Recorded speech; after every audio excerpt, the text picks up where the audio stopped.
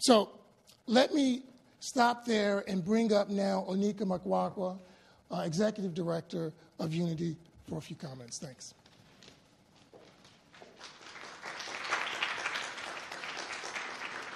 Thank you, Daryl. Good morning. I'd first like to thank our gracious host for this morning's event, Rick, and the National Press Club. On behalf of Unity Journalists of Color, I would like to welcome all of you to the Race and Media panel and the release of the survey results.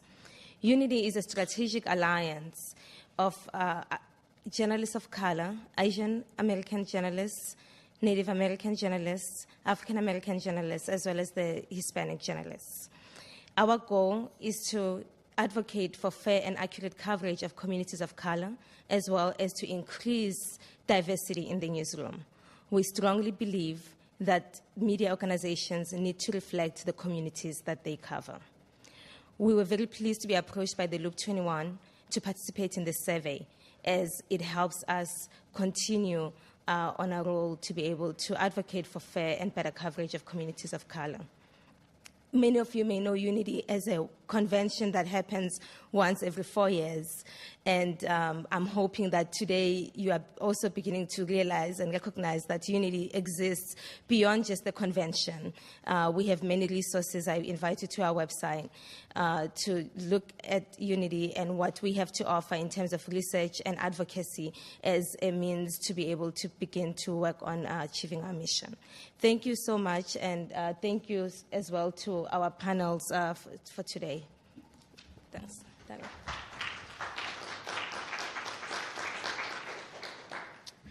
Thanks, Onika. Yesterday, I'm sure you all heard a couple of news stories that we did not plant, but could not have better served this panel today. One was a New York Post cartoon which depicted a chimpanzee that had been shot with the caption, "They'll have to find someone else to write the next stimulus bill." And as you know, this created a firestorm.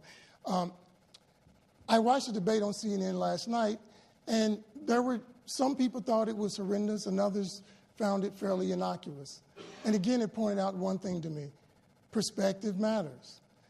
And yesterday, our Attorney General said that we had, and I quote, "We're a nation of cowards when it comes to race."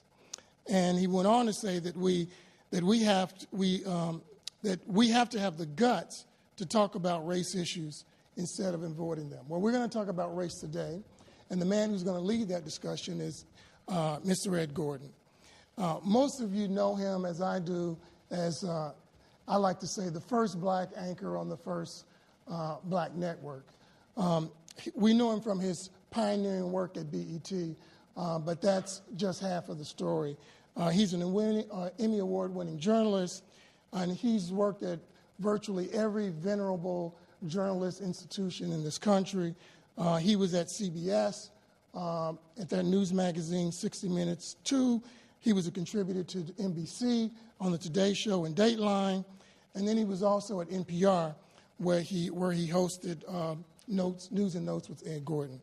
We all know him as someone who's a straight talker, a straight shooter. He always asks the right questions, and I trust he'll bring that candor and directness to this discussion today. Help me welcome Mr. Ed Gordon.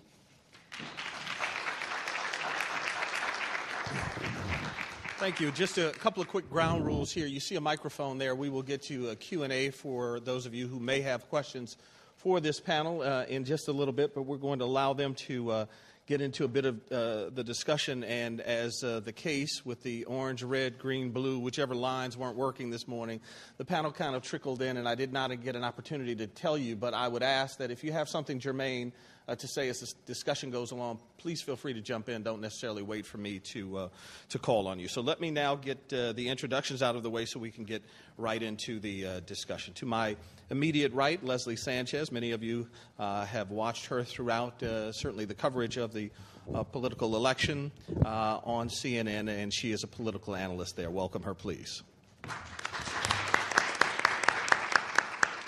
Next to her is Joe Torres, Director of Government Relations with the Free Press. Joe, welcome. Thank you.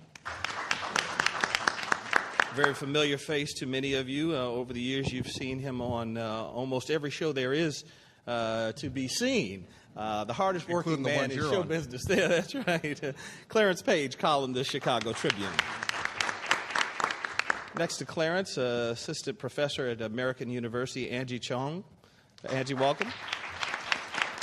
Matt Kelly is a reporter with the USA Today. Matt, we welcome you. And Amy Alexander, who's a freelance journalist whose works can be seen in many national publications. Amy, welcome.